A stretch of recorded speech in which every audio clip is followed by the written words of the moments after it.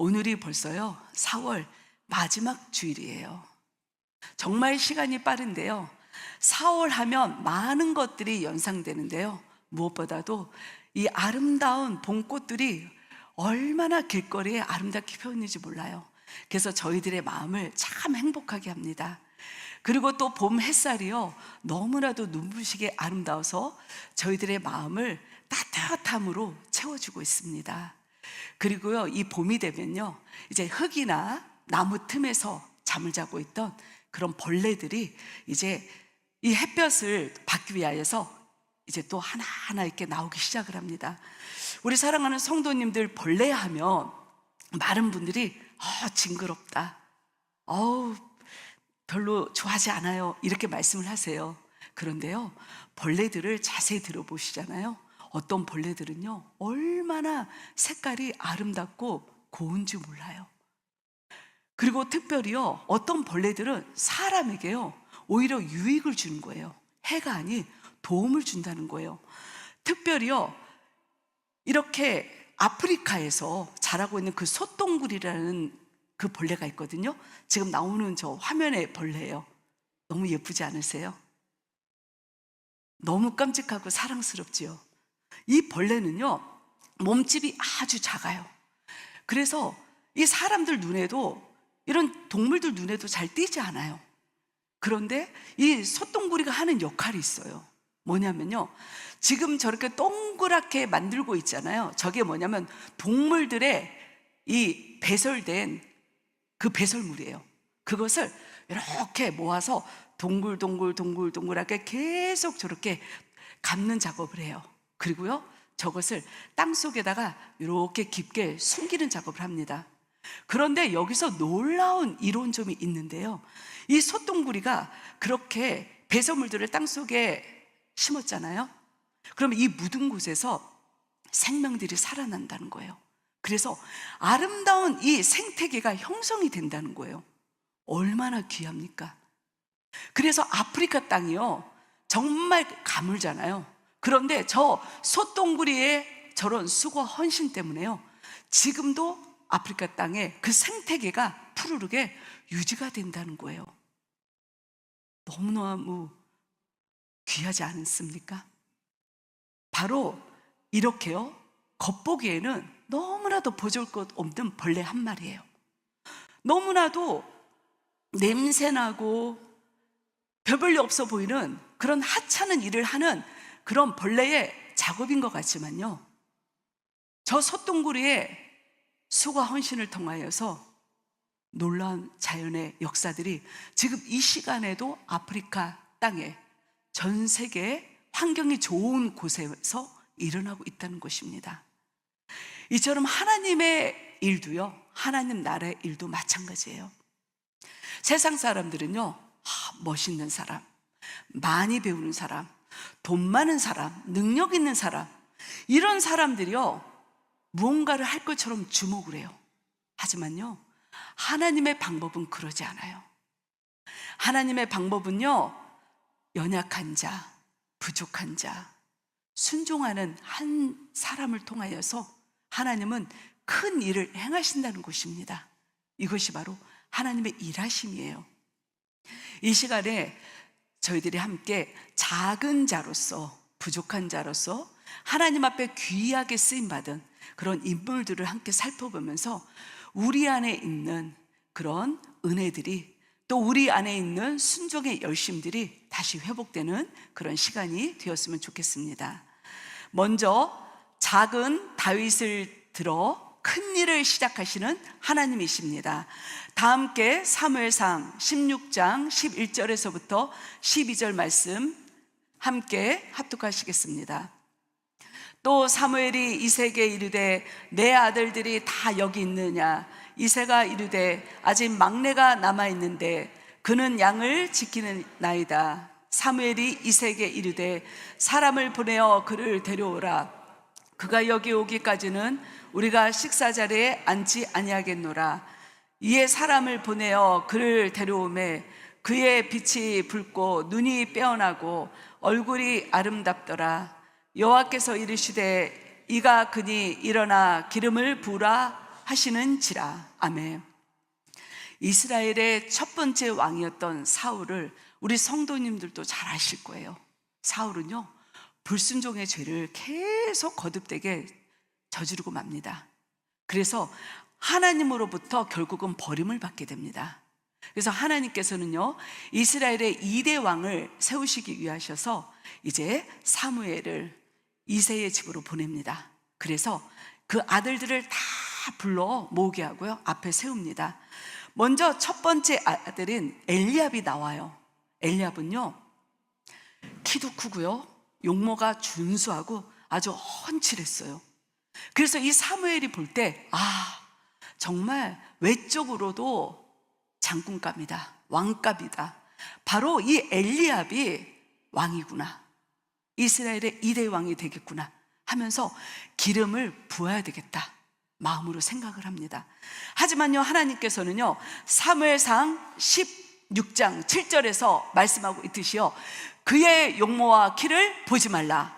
사람은 외모를 보거니와 나 여호와는 중심을 보느니라. 이렇게 말씀하시면서 엘리압은 아니다, 그는 기름 부을 자가 아니다, 이렇게 말씀을 하시는 거예요. 그러면서 둘째, 셋째, 넷째, 7 아들까지 다 나오게 해요. 근데 모두 다 정말 외적으로 훌륭한 거예요. 그런데 하나님은요, 아니라고 하시는 거예요. 그러자 사무엘이 이새에게 이야기합니다. 혹시 여기에 나오지 않은 다른 아들이 또 있냐고. 그렇게 묻자 이새가 네, 저에게 막내 아들이 하나 더 있는데 지금 양을 치고 있습니다. 그러자 사무엘이 빨리 데리고 오라고, 그렇게 해서 이제 사람을 시켜서 다윗을 데리고 왔습니다.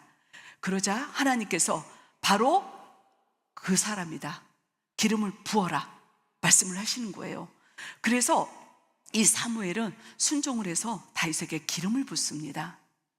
그런데 이 다윗이 기름 부음을 받자마자 하나님의 영이 그 후에 크게 임하게 돼요. 이제 성령으로 충만하게 되었다는 것입니다. 우리가요, 여기서 주목해 볼 부분은요, 분명히 이 사무엘이 이새에게 너의 모든 아들들을 데리고 오라고 했어요.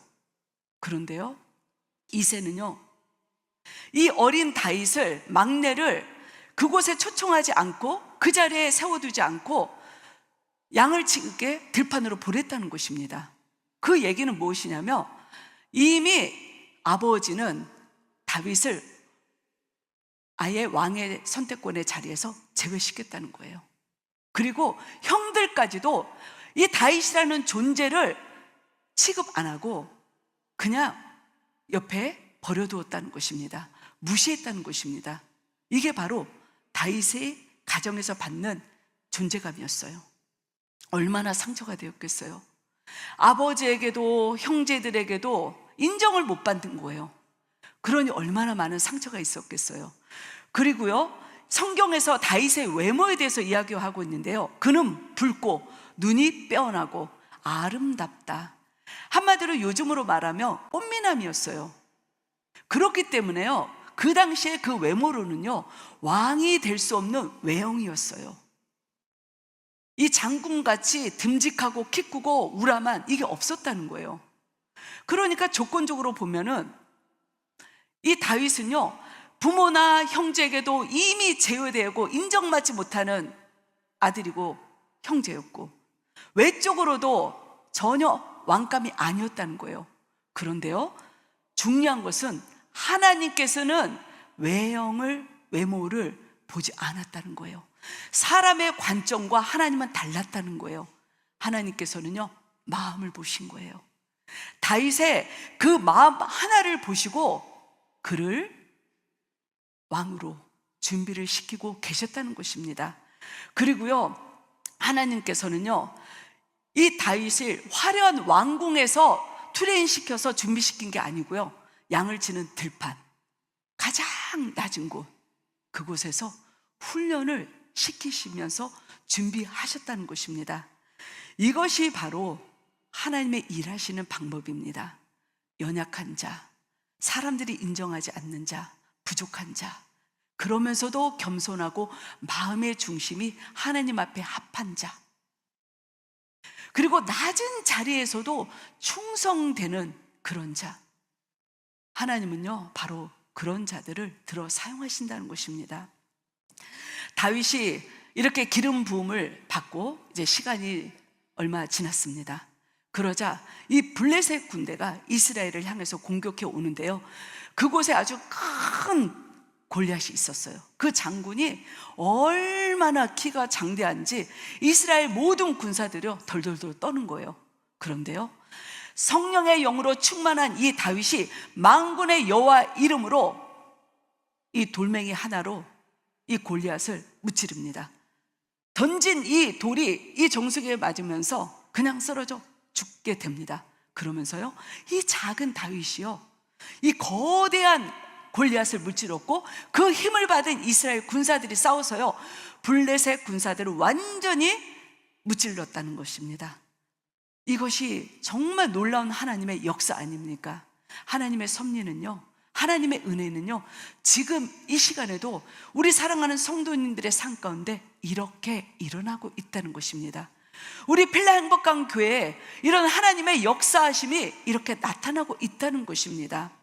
우리 사랑하는 성도님들, 혹시라도요 여러분들이 사람에게 관심 받지 못하고 내가 배운 것이 없고 내가 가진 것이 없고 내가 남보다도 너무 보잘것 없어서 혹시 여러분들이 위축되어 있고 사람들의 모임에 가고 어디에 사람들과 대화를 한다고 해도 자꾸 나의 부족함이 드러날 것 같아서 말하는 것도 조심스럽고 어디 모이는 것도 내가 자신감이 없다며 절대 여러분들 위축되지 마시길 바랍니다.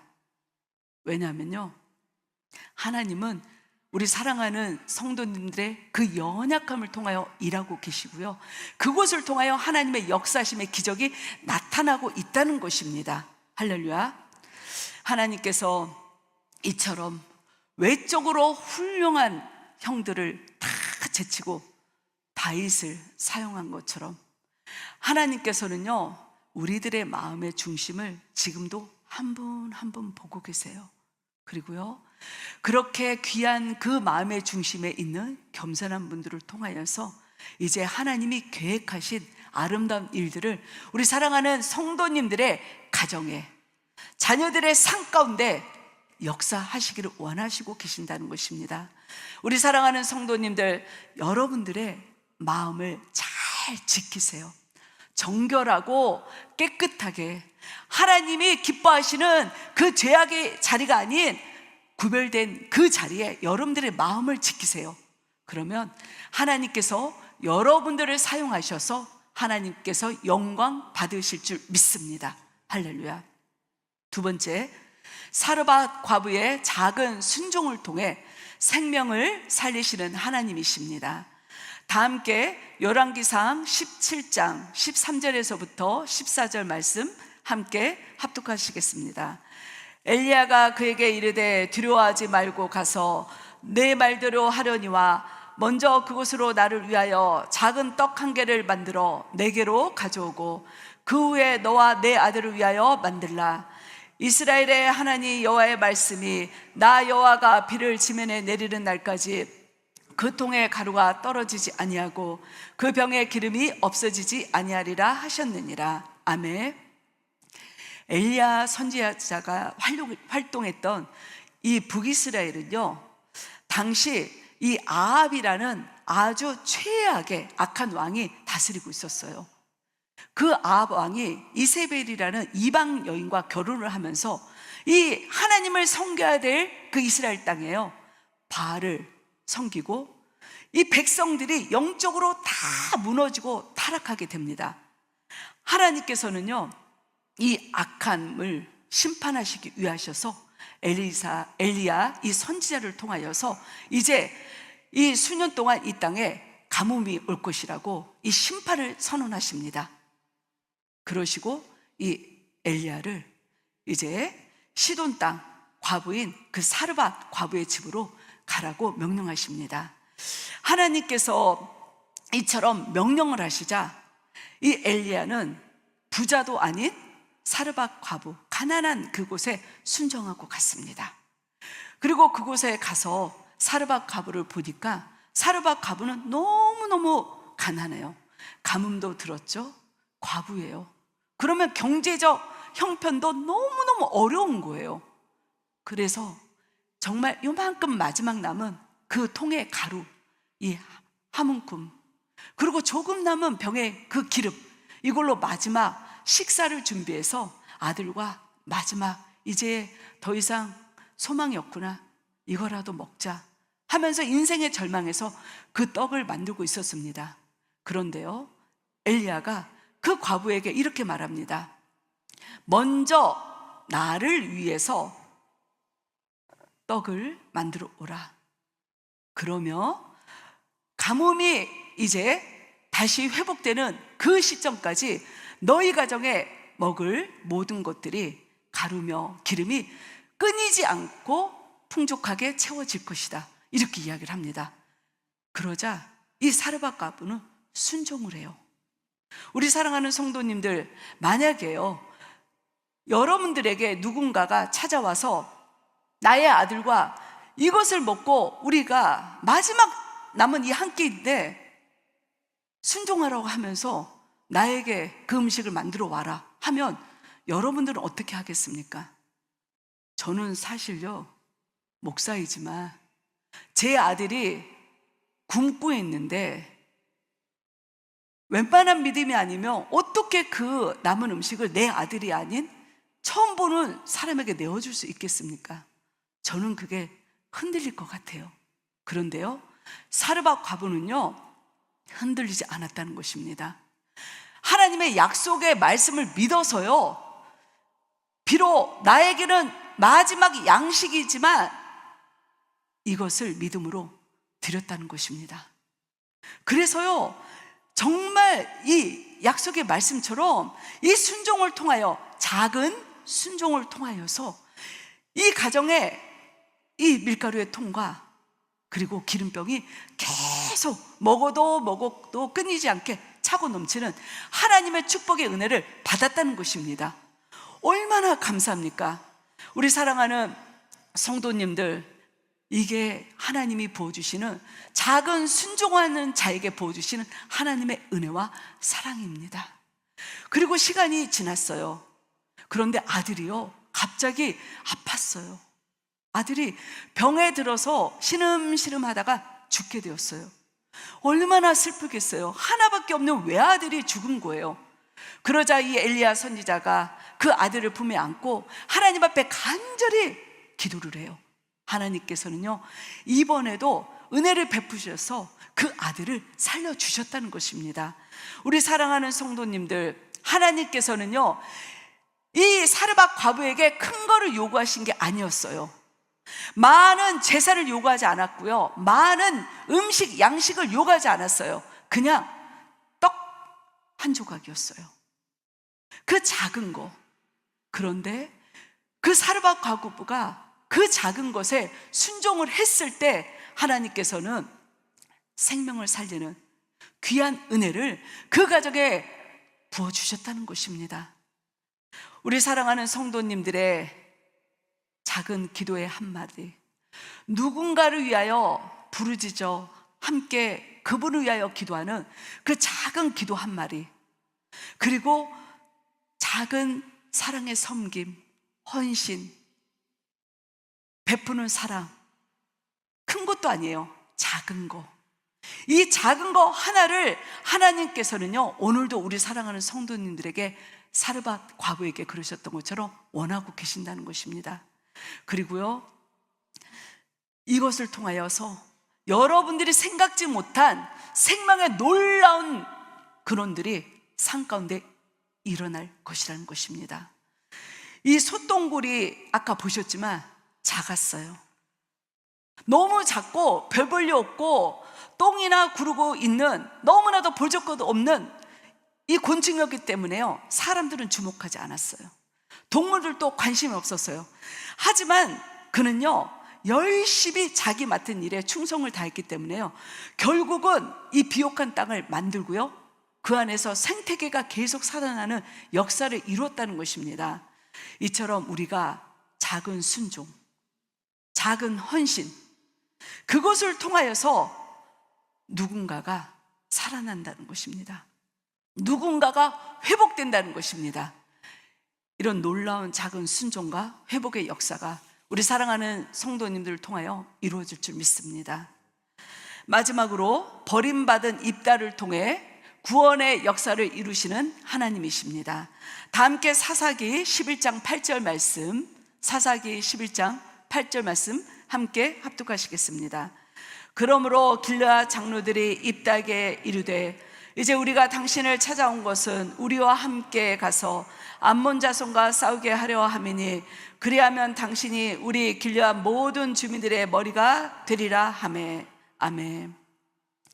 사사 시대는요, 이스라엘의 이 역사 중에요, 정말 영적으로 아주 혼란스러운, 이 백성들이 우상숭배하고 타락하고 죄짓고 정말 그랬던 암흑기였어요. 그리고 이 암흑기다 보니까요, 이방 나라들이 쳐들어와서 정말 힘든 삶을 계속 끊임없이 반복하며 살았습니다. 하지만 하나님께서는 이들이 고통 가운데 있자, 하나님 저희 좀 살려주세요. 저희가 너무 힘듭니다. 힘들 때만 찾아요. 힘들 때만 또 기도하기 때문에 그럼에도 불구하고 그들을 사랑하셔서요, 사사를 보내주셨어요. 그런데요, 이 사사들을 보잖아요. 그러면 이 사사들이 물론 뛰어난 사람도 있었지만요, 다들 상처 많이 받은 사람, 연약한 사람, 그리고 아픈 사람, 인정받지 못한 사람, 바로 그런 부족한 자, 연약한 자였다는 것입니다. 그리고 그 대표적인 인물이 바로 입다예요. 당시 이 입다가 살던 이 시대는요, 18년이라는 시간 동안 암몬이라는 그 강대한 이방 나라가 계속 압제를 하고 있어서 정말 힘들었었어요. 하지만 하나님은요, 그들 가운데서도 그럼에도 불구하고 입다를 통하여서 구원의 계획을 준비하고 계셨습니다. 사사기 11장 1절에서 길르앗 사람 입다는 큰 용사였으나 기생이 낳은 아들이었더라, 이렇게 말하고 있었어요. 기생이 낳은 아들이었어요. 그러면요, 이 정실의 이 자녀가 아니었다는 거예요. 그러니 얼마나 사회적으로 편견이 심했겠어요. 얼마나 입다를 바라보는 사람들의 눈이 차가웠겠어요. 아, 첩의 자식이구나. 그렇게 얼마나 많은 모욕감을 받았겠습니까? 그러면서요, 이 가정에서도 형들이요, 너가 우리가 정실 자식인데, 너가 첩의 후처 자식인데 네가 지금 우리와 함께 겸상을 하고 우리와 함께 있겠다고 하면서 너무너무 모욕을 주고 너무너무 어렵게 했다는 거예요. 그래서 이 입다는요, 가정에서 상처를 참 많이 받았어요. 그런데 결국은 이 형들이요, 동생을 막 괴롭히다가 집에서 쫓아내버려요. 집에서 쫓김을 받은 그 입다, 여러분들이라면 얼마나 상처가 되겠습니까? 그리고요, 이스라엘 공동체 또한 그 입다를 외면했어요. 공동체에서도 밀어냈어요.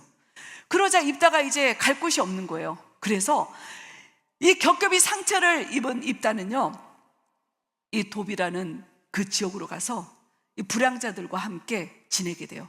그곳에서 열심히 싸움 기술을 배워요. 그래서 전쟁터에 나갈 준비를 하는 거예요. 그리고 이 사람들과의 관계부터 리더십을 배우는 그런 훈련을 합니다. 사람들이 관점에 볼 때는, 야, 입다가 집에서 쫓겨나서 저렇게 사람들이 알아주지 않는 불량자들과 함께 지낸다고? 이제 너의 삶은 소망이 없고 너의 삶은 끝이 났구나, 이렇게 모두들 판단할 수 있었어요.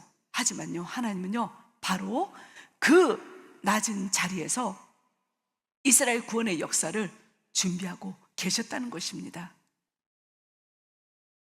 어느 날 암몬의 군대들이 이스라엘을 이제 쳐들어오자 이스라엘 장로들이 큰일 났다, 이거 어떻게 하지?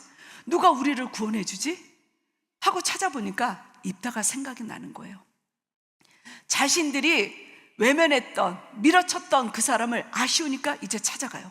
입다야, 우리가 큰일 났다. 우리를 도와줘. 이스라엘 백성들을 구해줘. 그렇게 요청하자 입다는요, 사실 할 수 있었어요. 그 마음이 얼마나 힘들었겠어요. 이미 그들을 통하여서 상처를 많이 받았잖아요. 그런데요, 입다는 하나님이 기뻐하는 자였어요. 그는요, 자신의 그 상처를 뛰어넘고요, 그들의 이 원하는 것들을 허락해 줬어요. 그래서 전쟁터에 나갔고, 하나님의 영이, 하나님이 함께 하시자 암몬 자손들을 물리쳐서 크게 승리를 했다는 것입니다.